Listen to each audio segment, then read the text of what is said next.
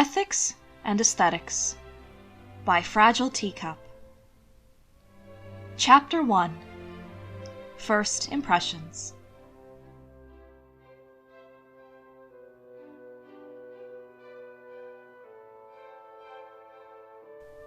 It is a truth universally acknowledged that a single alpha in possession of a good fortune must be in want of a mate. Nowhere was this truth so well fixed, and oft repeated, as within the walls of Wolf Manor, a household dominated by an alpha woman whose sole aim in life was to get rid of her 5 children. "Mr. Graham!" shrieked the lady in question one Wednesday morning. "Have you heard that Muskrat Hall is let at last?" Mr. Graham and his son, Will, glanced at one another across the breakfast-room table where both were enjoying a fine repast of red herrings, and rolled their eyes in unison. "Will, I suggest that you take your morning ride now. No reason for both of us to suffer needlessly," muttered Mr. Graham, folding down his morning paper with an air of weary resignation as his good lady's footsteps echoed ever more loudly in the outer passage. Dropping his knife and fork with a resounding clatter, Will pushed back his chair and rose with more haste than grace. "Thank you, father," flashing a grin, "for your most noble sacrifice." "Humph! Be off with you, child." Boots clattering over the cobbles of the courtyard, having availed himself of the escape route provided by the servants' entrance, Will found himself ambushed by his 2 most excitable sisters. "Will, you'll never guess!" cried Abigail, running across the yard, skirts billowing around her ankles as a fresh October breeze whipped them up. "There's to be a ball at the Red Dragon Inn!" "And our new neighbours are to attend!" exclaimed 17-year-old Frederica, as usual several steps behind her boisterous sister, and endeavouring to keep up. "Save your breath to cool your porridge, Freddie!" scolded Abigail. "I shall tell Will!" Will folded his arms and cocked his head to one side, eyeing his youngest sibling with fond exasperation. At 15, Abigail was a veritable handful of wilful alpha precociousness. "Well, who are these paragons that they cause such a stir?" "Their family name is Verger," recounted Will to the eldest Miss Graham some hours later, in the peaceful sanctuary of the summer house. "A brother and sister recently arrived from the north of England, self-made alphas by all accounts, and, according to Mamma, each worth 4,000 or 5,000 a year." Pitch and volume increasing, he offered an uncanny and rather cruel impression of Mrs. Graham. "What a fine young thing for our children!" "Stop, Will!" Laughing despite herself, Alana nudged her brother's shoulder. "But I do now understand why Mamma's determined that we are to all be measured for new evening clothes." "New evening clothes," Will grimaced. "Father will be thrilled." "Father will understand that with 5 children unmarried and an estate entailed away to a distant relation, needs must be met when such an opportunity presents itself," replied Alana gently. At almost 23, the eldest Graham sibling was possessed of a calm understanding and wisdom that Will, nearly 3 years her junior, both admired and envied. Still, in one respect her words stung, although he knew that had been far from his sister's intention in uttering them. For Will, though bearing the name Graham, had come to do so only after his shy young beta mother, ill and distraught, had come knocking at the front door of Wolf Manor to present a shocked Mr. Graham with the 2 months-old product of a highly uncharacteristic drunken indiscretion. Despite the shame of his usually staid beta father, and the mortification of Mrs. Graham, the ailing barmaid had been installed immediately in an upstairs bedroom, and a physician called to attend on her. Alas, little could be done for the consumptive creature, and after her passing, Will had been handed into the care of a wet nurse and raised, at Mr. Graham's insistence, as his and Mrs. Graham's own. Mr. Graham, delighted to have been granted a son under any circumstance, determined to lavish on his boy all the love in his heart for the rest of his days. As for Mrs. Graham, the fact that a full 2 years passed between Will's arrival and the birth of Molly, the 3rd of the 5 Graham siblings, spoke much of her feelings on the matter. Certainly it was a highly entertaining topic of conversation for the neighbouring gentry, several of whom indulged for years in regular, gleeful sessions of commiseration with the unfortunate woman.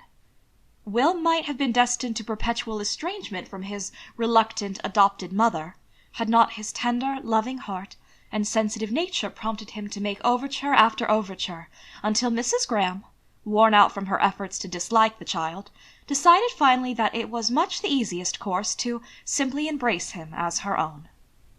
Will's silence prompted his sister to place a comforting hand on his arm. "I know what you're thinking, and it is not your fault. The fact that I presented as Omegan, and therefore proved to be useless as both brother and son." He picked moodily at the peeling paintwork of the bench.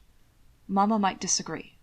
"Mamma loves you, and well you know it," admonished Alana. "She would have loved me better had I presented as an alpha." "Will!"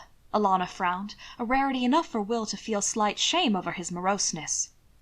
"Yes, it is true that as an alpha you would have been entitled to the inheritance of father's estate, but you know very well that as a male omega your marriage prospects are far greater than those of the rest of us." "Oh, come, Alana," countered Will scornfully. "You know very well that as an illegitimate son my marriage prospects are materially damaged, coveted Omegan status or not. Who of good standing would wish to attach themselves to someone with such a scandalous past?" "Scandalous past? You were born, that is all." Sighing, Will took hold of his sister's hand and squeezed it. "Do not distress yourself. I am content, truly. I know that I am loved, Alana. And did father not send me to the best schools? Not to mention Oxford." A mischievous smile tugged at his lips. "That you earned on your own merit," said Alana, voice warm with pride. "And to have been admitted a full year early. I'm so pleased that you are to work in Uncle Crawford's law firm, Will. Just think, London! After a 12-month helping father modernize the estate, London will certainly be a challenge." "Which you will thrive on," asserted Alana. "Never have I known anyone as adaptable as you, dear brother." Will huffed a laugh. "In this family, circumstances demand adaptability. Take father, for instance. What of him? According to Abigail, he has been refusing to visit our new neighbours because it would require him to stir from his beloved library. Heavens, mamma must be apoplectic." "Precisely." He shook his head in amusement. "Yet I wager that father will have paid that call within a day." "Because it will please mamma?" "Because it will restore relative peace and harmony to the household. Adaptability, Alana." To everyone's relief, Mr. Graham did indeed pay the necessary introductory call on the vergers, only a few days after having declared to his wife in solemn tones that he would not.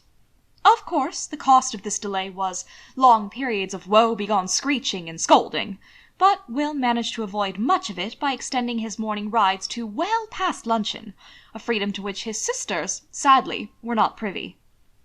On the third such morning, he rode his grey stallion out a little further than usual, beyond the boundary of his father's land to a small lake, an isolated spot where, years before, Mr. Graham had taught him the fundamentals of coarse fishing.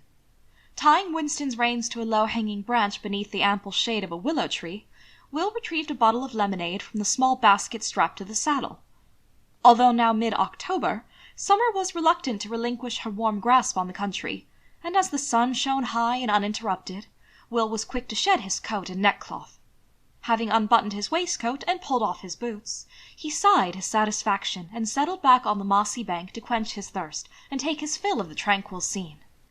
He was thinking idly of the fly-fishing expedition which he and Brian Price had planned for the following day, when he detected a curiously familiar scent, fresh and earthy, with a mineral tang, as if suddenly he had been transported to his favourite stream, and was standing immersed in the cool, delicious flow.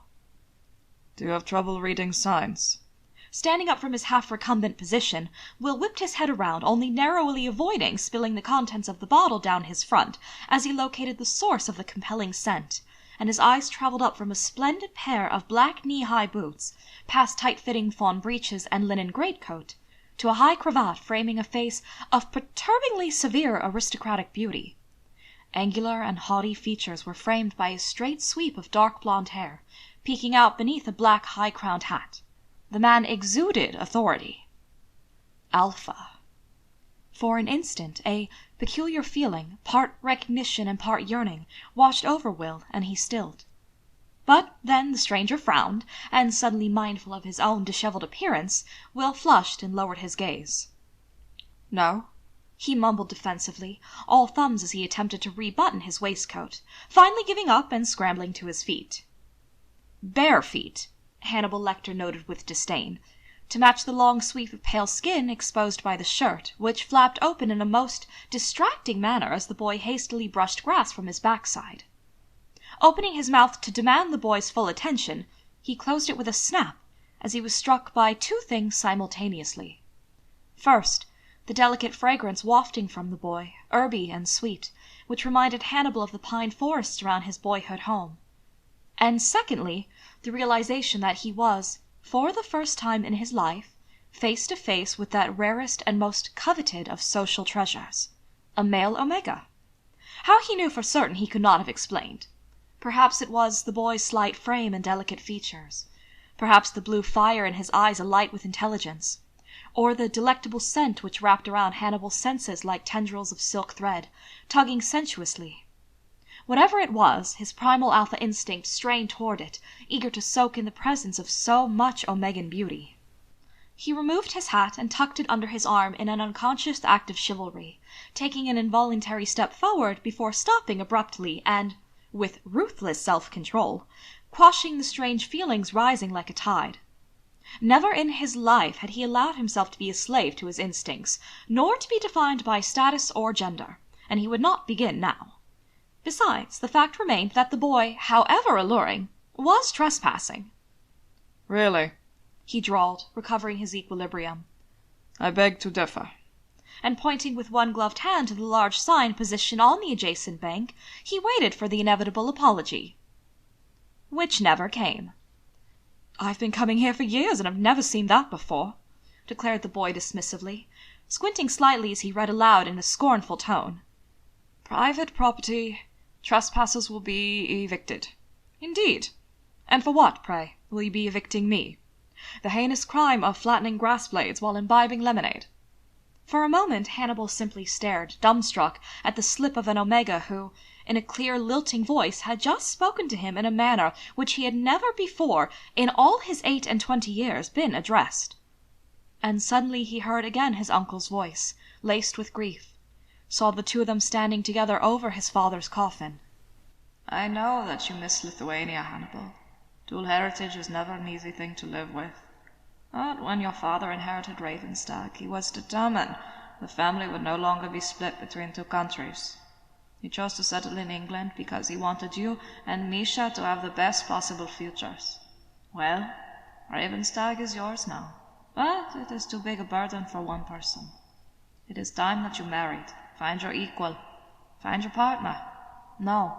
See. He blinked, and the picture evaporated. "Or poaching, perhaps," he snapped, finding finally his own voice again. The young imp had the effrontery to raise a delicately arched eyebrow at this. "Please feel free to search me," he scoffed, arms outstretched in brazen challenge. "Though where you believe I have hidden the rod, I cannot think."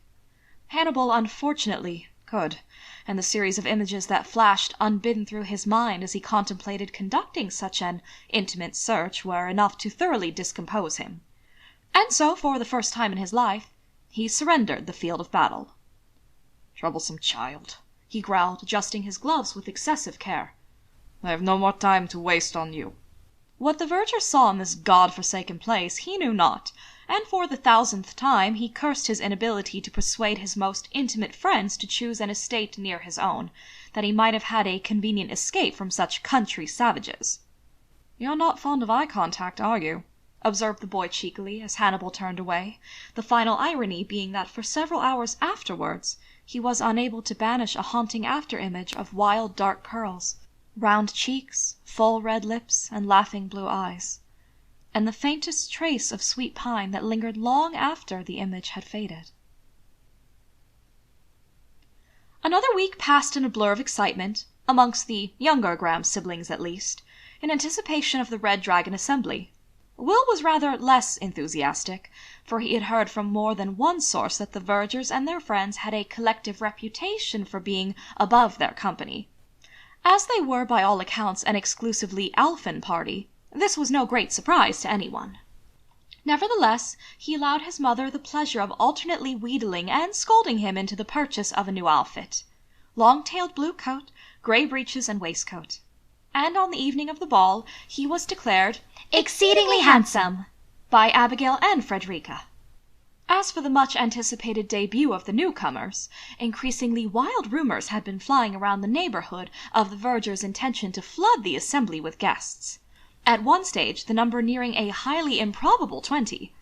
In fact, when the party entered the assembly room, it consisted only of 5 altogether. Mr. Mason Verger and his younger sister Margot, their elder sister Mrs. Cordell and her husband Mr. Cordell, and another young man. Standing near the back of the room with Mrs. Graham, Alana, and Beverly and Brian Price, offspring of Sir James Price, the jovial beta organizer of the evening's entertainment, Will was thankful of the distance afforded by his family's early arrival and the newcomers' lateness, for he had no wish of being publicly overwhelmed by the combined sense of a pack of unfamiliar alphas. That said, from such a distant vantage point he was unable to secure a clear view of the party, and so was forced to content himself with Beverly's characteristically tart appraisal.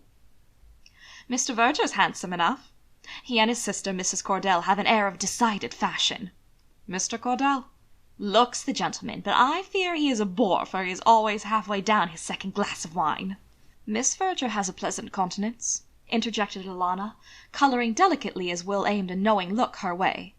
"I only mean that she appears to have easy, unaffected manners, and that makes her pleasant in general."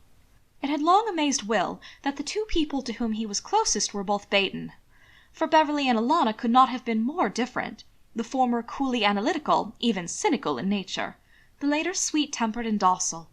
They shared, however, an unswerving loyalty and protectiveness toward Will, for which he was ever grateful. And what of the 5th member of the party, the one with the uncommon name?" "Ah!" Beverly's voice lowered conspiratorially. "You mean Mr. Lecter. Much handsomer than Mr. Verger, and much richer." "Indeed he is!" gushed Mrs. Graham in rather louder tones. "For Lady Bryce tells me that he has 10,000 a year, and a large estate in Derbyshire. To be sure, a most eligible alpha." "Hush, mamma," hissed Will. "Here comes Sir James with one of them." Accompanying their bumbling genial host was none other than Miss Verger. Will retreated to the rear of their group on the alpha's approach, but he quickly discovered that he need not have worried. Her scent was light and delicate, like meadow grass, and apart from one curious glance as she took the measure of him, she paid no overt attention to Will. Indeed, if her eyes lingered on anyone, it was Alana.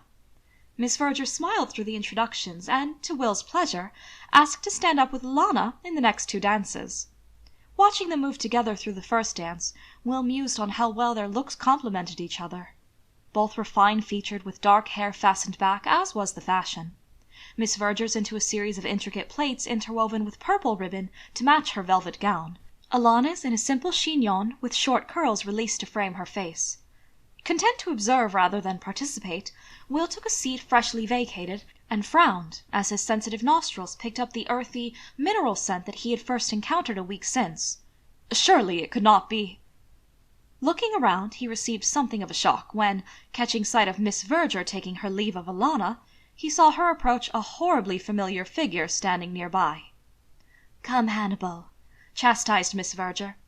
"Why do you insist on standing about by yourself in this stupid manner? You had much better dance."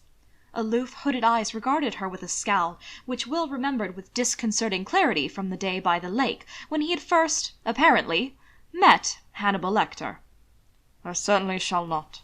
You know how I detest it. Besides, your siblings are engaged, and there is not another person in the room whom it would not be a punishment for me to stand up with."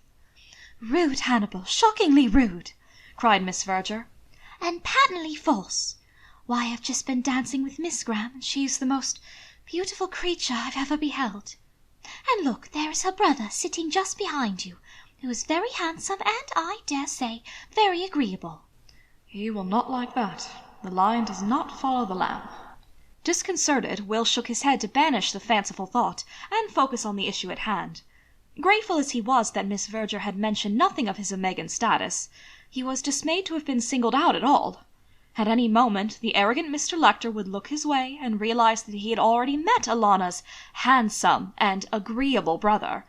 What would then follow was anyone's guess, but the prospect of a scene was dismaying to say the least. Patience wearing dangerously thin, Hannibal turned to pour scorn on Margot's claims, and found himself, to his intense chagrin, looking upon the blushing countenance of the impudent boy from the lake. Of course, it made sense of the fact that he had imagined catching traces of the Omega's sweet, fragrant scent on the air almost from the moment he had entered the room. But given what Hannibal had just learned of William Graham, the boy's presence was anything but welcome. The lean, youthful lines of his body were tonight, admittedly, more suitably clad than during their first encounter. Grey breeches and a fitted cutaway coat of deep blue, which matched the dark fringed eyes now lowered in a show of demureness rather than flashing in bold defiance. Nevertheless, that full bottom lip drawn between small teeth was holding back an unmistakable smirk. Incredible, given the boy's history, the broad strokes of which had earlier been related to Mason and himself in a salacious whisper by, presumably, the town gossip, no doubt eager to curry favour with her new neighbours. As much as he despised such tactics, he despised smugness more, and, still smarting from the Omega's insolence during their last encounter, Hannibal was determined to obliterate that damned smirk. He looked at William Graham until, catching his eye, he withdrew his own and said coldly, "He is tolerable, but not handsome enough to tempt me." "But Hannibal—" "Margot, you should know by now that I am not predisposed to romantic whims. Nor am I in any humour to give consequence to the local gentry's bye-blow." The stunned silence which followed this scornful pronouncement was broken only by the sharply indrawn breath of a clearly mortified Margot, who quitted him without another word. Having been stung to speak more unguardedly, and much more cruelly, than he was usually wont to do, Hannibal was unable to resist glancing back at the target of his vitriol. He was surprised at the composure with which the boy held himself, although on closer inspection the bloom of colour had quite faded from those previously rosy cheeks. The sight prompted a curious tug in his chest, and he turned sharply away. The following morning the Red Dragon Assembly was the main topic of conversation amongst the residents of Muskrat Hall. "Country manners," sneered Mason from his seat at the dining table, where he was greedily tucking into a large serving of grilled bone. "I swear if I had not just invested in a pack of foxhounds and freshly stocked the wine cellar, I would be off to town again in a moment. Season be damned." "Well, I feel no such dissatisfaction," pronounced Margot cheerfully. "I declare I have never met with pleasanter people in my life." "The eldest Miss Graham in particular, eh, Margot?"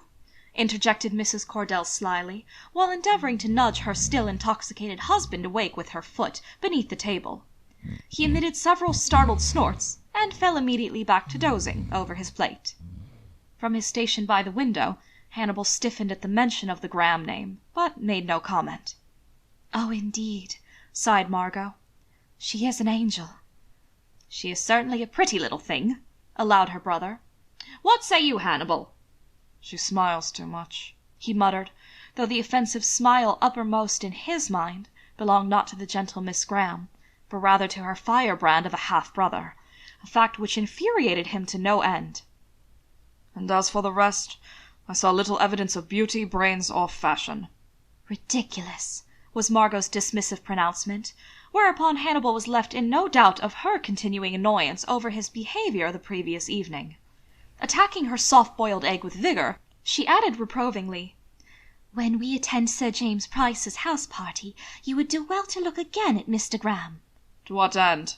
he snapped, intensely irritated by his friend's refusal to let the subject drop. "Well, I suppose one must allow that his Omegan status makes him at least semi-interesting, if, alas, still not quite respectable," drawled Mason.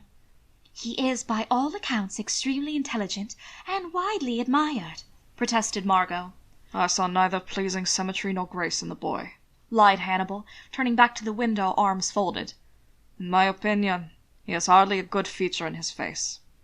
Ignoring Margot's frustrated sigh, Hannibal decided there and then that he would, indeed, take another look at William Graham, but only to further criticize and thereby teach his soft-hearted friend to attempt no more ill-conceived matchmaking.